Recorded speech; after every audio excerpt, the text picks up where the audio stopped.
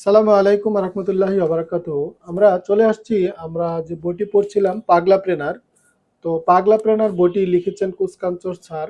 কুসকাঞ্চন স্যারের আমরা পড়ছি প্রথম অধ্যায়। আজকে আমরা পড়ব প্রথম অধ্যায়ের বিজ্ঞানের চোখে আইডেন্টিটি, অর্থাৎ আমরা প্রথম অধ্যায়ের যেটি পড়ছি, এই প্রথম অধ্যায়টি হচ্ছে আইডেন্টিটি সম্পর্কে। আমরা যদি একটু যাই, যে প্রথম অধ্যায় বলা হয়েছে সূচিপত্রে আইডেন্টিটি কি। তো আইডেন্টিটি কি আমরা পড়েছি, এখন পড়ব বিজ্ঞানের চোখে আইডেন্টিটি। তো বিজ্ঞানের চোখে আইডেন্টিটি বলতে কি বোঝাচ্ছে আমরা সেটি এখন পড়তে যাচ্ছি। তো বিজনেসের চোখে identity, the science of identity. আপনি কি জানেন আপনার মাথার ভেতরে 24 ঘন্টা একজন দারোয়ান পাহারা দিচ্ছে, তার নাম হচ্ছে RAS। RAS মানে হচ্ছে রেক্টিকুলার রেক্টিকুলার অ্যাক্টিভেটিং সিস্টেম, অর্থাৎ বিজ্ঞানের ভাষায় এটি আপনার মস্তিষ্কের একটা নেটওয়ার্ক, কিন্তু আমার ভাষা এটি হলো হারকিপ্টে ফিল্টার। আমাদের চারপাশে এই দুনিয়াটা তথ্যের ঠাসা। প্রতি সেকেন্ডে আপনার সামনে প্রায় 11 মিলিয়ন বিট তথ্য আসে, মানে আপনার চারপাশে যা ঘটছে, যা দেখছেন, যা শুনছেন, সব মিলিয়ে তথ্যের এক মহাসমুদ্র। কিন্তু আপনার ব্রেন কি সব সব গ্রহণ করতে পারে? কখনো না। যদি সব তথ্য একসাথে ব্রেইনে প্রসেস করা যেত, তবে 5 মিনিটের মধ্যেই আপনার মাথায় ফিউজ উড়ে গিয়ে আপনি পাগল হয়ে যেতেন। অর্থাৎ প্রফেশনাল পাগল না, আপনি পাবনা, ডিরেক্ট পাবনা পাঠানোর মতো পাগল। এক নম্বর হচ্ছে RAS, অর্থাৎ আপনার আপনার পার্সোনাল গুগলি মেশিন কি। এই RAS ঠিক করে দেয় আপনি কোন 11 মিলিয়ন তথ্যের মধ্যে থেকে কোন 40টি তথ্য দেখবেন। এটা কাজ করে আপনার আইডেন্টিটি অনুযায়ী।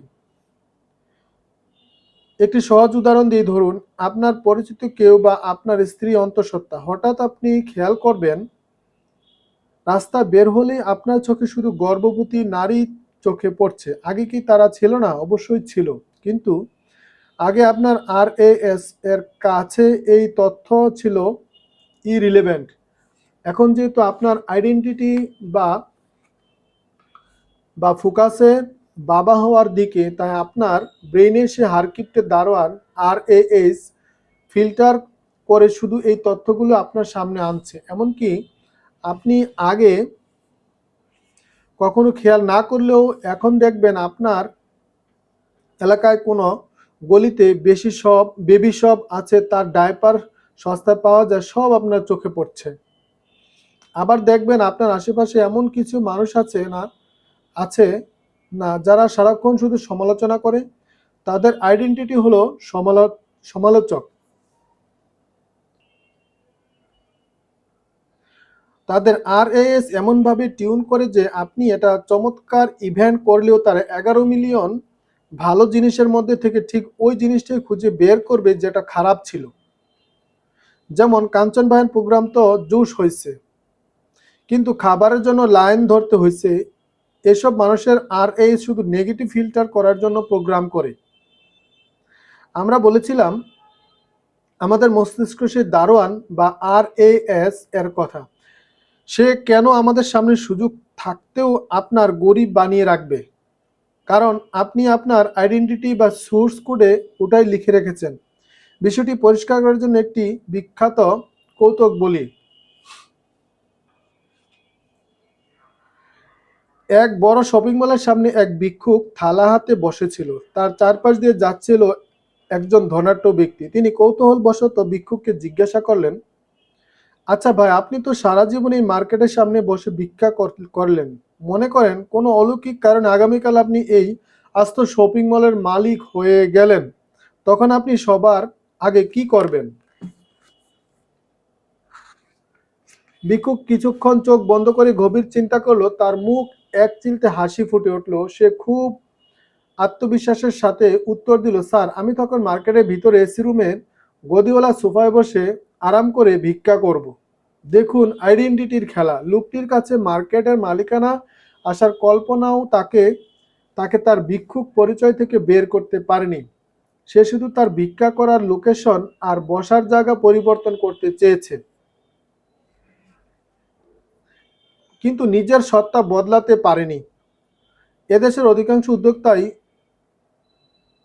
অ্যাটিটিউড বা অবস্থা ঠিক এই ভিক্ষুকের মতো। তারা কোটিপতি হতে চায় ঠিকই, কিন্তু তাদের ভেতরে মাইন্ডসেটটা থাকে সেই সংগ্রামী ছোটখাটো মানুষের।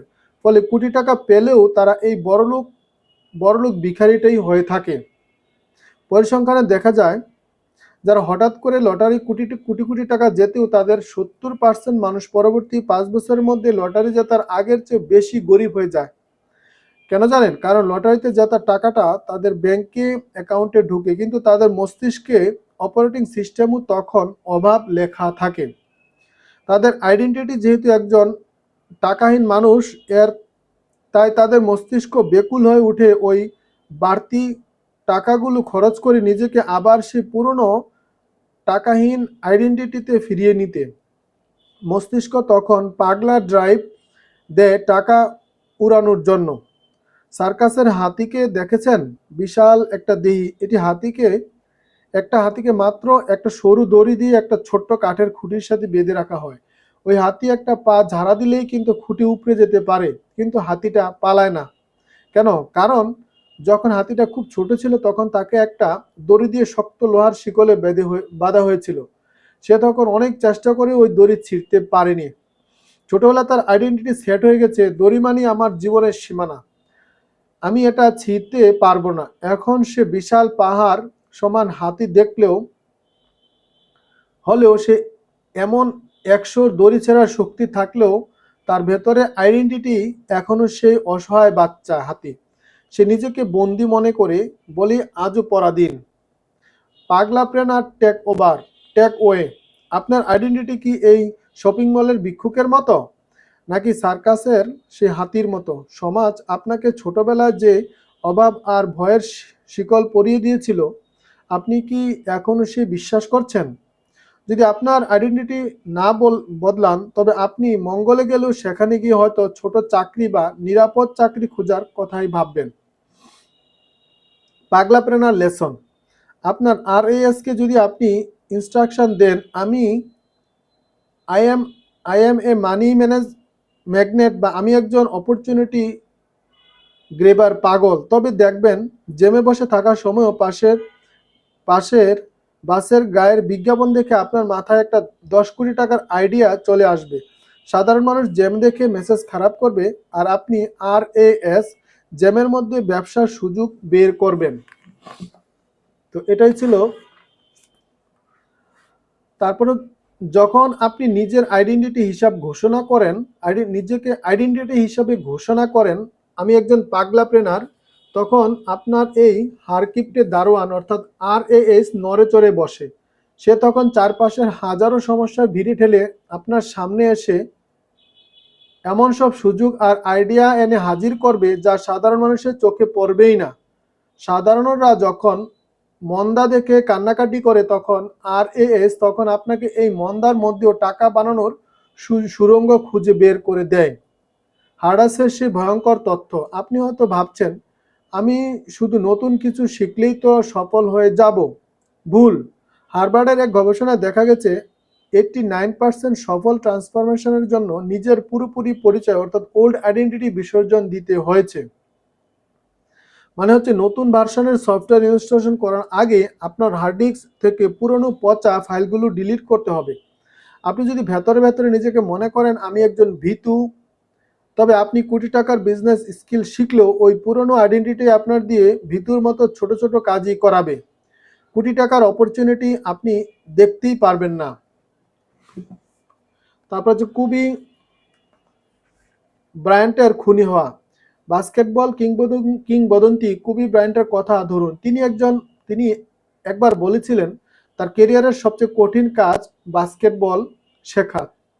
বাস্কেট তার কেরিয়ারের সবচেয়ে কঠিন কাজ বাস্কেটবল শেখা ছিল না। তার সবচেয়ে কঠিন কাজ ছিল তার পুরনো স্বভাবগুলোকে হত্যা করা। তিনি যখন ব্ল্যাক মাম্বা আইডেন্টিটি নিলেন, তখন তাকে তার সেই অলস অজুহাত দেওয়া পুরনো কবিকে অক্ষরিত অর্থে বিসর্জন দিতে হয়েছে। আপনার ভিতরে একজন অজুহাত দেওয়া আপনি আছেন, যে সবসময় বলে আজ থাক, কাল করব, আমার তো টাকা নাই, বাজার খুব খারাপ। তো কোসকান্ত স্যারের একটি উক্তি পড়ছি, ব্যবসা মানে দয়া দক্ষিণ নয়, এটা একটা যুদ্ধ। আর এই যুদ্ধে আপনি প্রতিপক্ষের কাছে হারবেন না। আপনি প্রতিপক্ষের কাছে হারবেন না, আপনি হারেন নিজের ভেতরে ওই অলস লোকটির কাছে, যে বারবার বলে আজ থাক কাল করব। কোচ কাঞ্চন। তো আমরা প্রথম অধ্যায়টি শেষ করলাম। পাগলাপ্রেনারের প্রথম অধ্যায়টি ছিল আইডেন্টিটি নিয়ে। তো তারপরের দ্বিতীয় অধ্যায়টি আমরা পড়বো পাগলাপ্রেনারের আইডেন্টিটি কেন দরকার। তো সবাইকে দেখার আমন্ত্রণ রইল।